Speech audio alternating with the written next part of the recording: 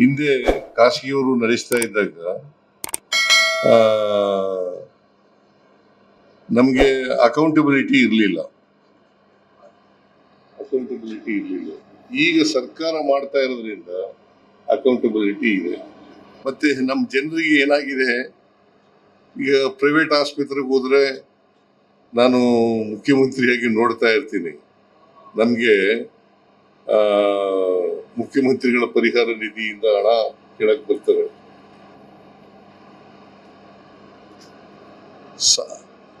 ನಮ್ಮ ಶಾಸಕರುಗಳು ಅಥವಾ ಬೇರೆ ಜನರು ಬಂದು ಭೇಟಿಯಾಗಿ ಅವ್ರು ಬಡವರು ಸರ್, ಅವ್ರಿಗೆ ಜಾಸ್ತಿ ಕೊಡಬೇಕು ಪರಿಹಾರನ ಅಂತ ಹೇಳ್ತಾರೆ. ಅಲ್ಲಪ್ಪ, ಬಡವರಾಗಿರ್ತಾರೆ, ಅವ್ರು ಯಾಕೆ ಸರ್ಕಾರಿ ಆಸ್ಪತ್ರೆ ಬಿಟ್ಬಿಟ್ಟು ಬೇರೆ ಆಸ್ಪತ್ರೆಗಳಿಗೆ ಹೋಗಿದ್ದಾರೆ? ಖಾಸಗಿ ಆಸ್ಪತ್ರೆಗಳಲ್ಲಿ ಈಗ ಚಿಕಿತ್ಸೆ ಬಹಳ ದುಬಾರಿ ಆಗ್ಬಿಡೋದು.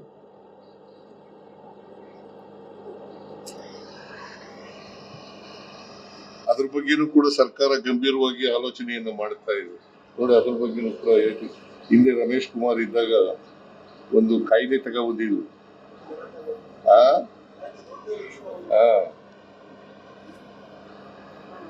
ಖಾಸಗಿ ಆಸ್ಪತ್ರೆಗಳನ್ನ ಅದು ಕಂಟ್ರೋಲ್ ಮಾಡ್ತಕ್ಕಂಥ ಇದೆಯಲ್ಲ, ಅದು ಬಹಳ ಮುಖ್ಯ ಆಗ್ತದೆ. ಸೊ 5 ಲಕ್ಷ, 10 ಲಕ್ಷ, 20 ಲಕ್ಷ, 30 ಲಕ್ಷ, 40 ಲಕ್ಷ, 50 ಲಕ್ಷ ಹಿಂಗೆ ನಾನು ಮ್ಯಾಕ್ಸಿಮಮ್ ಕೊಡೋದೇ 5 ಲಕ್ಷ. ಈಗ ಎಂಥದ್ದು ಬೋನ್ ಮ್ಯಾರೋ ಕಾಯಿಲೆ ಟ್ರಾನ್ಸ್ಪ್ಲಾಂಟ್ ಮಾಡ್ತಕ್ಕಂಥದ್ದು, ಕಿಡ್ನಿ ಟ್ರಾನ್ಸ್ಪ್ಲಾಂಟು, ಆಮೇಲೆ ಲಿವರ್ ಟ್ರಾನ್ಸ್ಪ್ಲಾಂಟು, ಆಮೇಲೆ ಲಂಗ್ ಟ್ರಾನ್ಸ್ಪ್ಲಾಂಟು, ಇಂಥ ಕಾಯಿಲೆಗಳಿಗೆಲ್ಲ ಜಾಸ್ತಿ ದುಡ್ಡು ಆಗ್ತದೆ. ಒಬ್ಬ ಬಡವರು ಕೊಡೋಕ್ಕಾಗಲ್ಲ. ಅದಕ್ಕೆ ಸರ್ಕಾರಿ ವ್ಯವಸ್ಥೆಯಿಂದ ಮೂಲಕನೇ ಮಾಡ್ತಕ್ಕಂಥದ್ದು. ಮತ್ತೆ ಯಾವ ಕಾರಣಕ್ಕೂ ಕೂಡ ಸರ್ಕಾರಿ ಆರೋಗ್ಯ ಸೇವೆ ಇದೆಯಲ್ಲ, ಖಾಸಗಿಯವ್ರಿಗಿಂತ ಕಪ್ಪಿ ಆಗ್ತದೆ. ಯಾವುದೇ ಕಾರಣಕ್ಕೆ. ಅದಕ್ಕೆ ನಾನು ಆರೋಗ್ಯ ಸೇವೆಗೆ ಏನ್ ಬೇಕಾದ್ರೂ ಮಾಡ್ಲಿಕ್ಕೆ ನಾನು ತಯಾರಿದ್ದೇನೆ ಅಂತಕ್ಕಂಥ, ನಮ್ಮ ಸರ್ಕಾರ ಏನ್ ಬೇಕಾದ್ರೂ ಮಾಡ್ಲಿಕ್ಕೆ ತಯಾರಾಗಿದೆ ಅಂತಕ್ಕಂಥ ಮಾತುಗಳನ್ನು ಹೇಳಲಿಕ್ಕೆ ಬಯಸ್ತೇನೆ.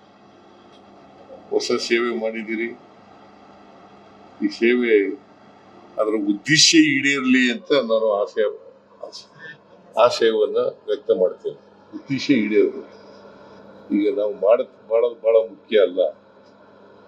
ಈ ಸವಲತ್ತನ್ನ ಮಾಡಿದಾಗ, ಸರ್ಕಾರದಿಂದ ಮಾಡಿದಾಗ ಅದು ಪರಿಣಾಮಕಾರಿಯಾಗಿ ಆಗಬೇಕು ಅಂತಕ್ಕಂಥ ಮಾತುಗಳನ್ನು ಈ ಸಂದರ್ಭದಲ್ಲಿ ಹೇಳಲಿಕ್ಕೆ ಬಯಸ್ತೇವೆ. ಪರಿಣಾಮಕಾರಿಯಾಗಿ ಅದನ್ನ ದಿನೇಶ್ ಗುಂಡೂರಾವ್ ಅವರು ನೋಡ್ಕೋತಾರೆ ಅಂತಕ್ಕಂಥ ನಂಬಿಕೆ ನನಗಿದೆ.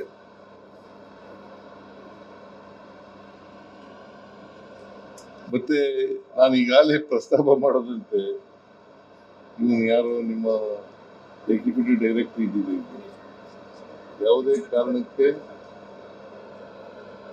ಇದು ಸರ್ಕಾರದ ಸೇವೆ ಅಂತ ಅನ್ಬಾರ್ದು. ಜನರಿಗೆ ಸರ್ಕಾರಿ ಸೇವೆ ಅಂತಂದ್ರೆ ಒಂಥರ ವಾಕರಿಕೆ ಬರ್ತದೆ. ಆ ಭಾವನೆ ಇದೆಯಲ್ಲ, ಆ ಭಾವನೆಯನ್ನ ತೊಡೆದಾಕ್ತಕ್ಕಂಥ ರೀತಿಯಲ್ಲಿ ನೀವೆಲ್ಲರೂ ಕೆಲಸ ಮಾಡ್ತೀವಿ. ಯಾರ್ಯಾರು ಸಂಬಂಧಪಟ್ಟವರಿದ್ದೀರಿ ಅವರೆಲ್ಲರೂ ಕೂಡ ಈ ಕೆಲಸ ಮಾಡಿಕೊಡ್ತಕ್ಕಂಥ ಪ್ರಯತ್ನವನ್ನ ನೀವು ಪ್ರಾಮಾಣಿಕವಾಗಿ ಮಾಡಿದ್ರೆ ಬಹುಶಃ ಸರ್ಕಾರದ ಮೇಲೆ ನಂಬಿಕೆ ಜಾಸ್ತಿ ಬರುತ್ತದೆ, ವಿಶ್ವಾಸ ಜಾಸ್ತಿ ಬರ್ತದೆ ಅಂತಕ್ಕಂಥ ಮಾತುಗಳನ್ನ ಹೇಳಿ ನಾನು ಬಹಳ ಉದ್ದನೇ ಭಾಷಣ ಮಾಡಕ್ ಹೋಗಲ್ಲ.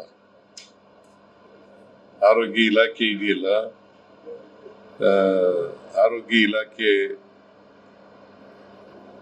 ಚೆನ್ನಾಗಿ ಕೆಲಸ ಮಾಡ್ತಾ ಇದೆ. ನಾವು ಅಧಿಕಾರಕ್ಕೆ ಬಂದ್ಮೇಲೆ ಚೆನ್ನಾಗಿ ಕೆಲಸ ಮಾಡ್ತಾ ಇದೆ. ಇನ್ನೂ ಹೆಚ್ಚಾಗಿ ಕೆಲಸ ಮಾಡಲಿ, ಒಳ್ಳೆ ಕೆಲಸ ಮಾಡಲಿ ಅಂತಕ್ಕಂಥ ಆಶಯವನ್ನು ವ್ಯಕ್ತ ಮಾಡಿ ದಿನೇಶ್ ಗುಂಡೂರಾವ್ ಅವರ ನೇತೃತ್ವದಲ್ಲಿ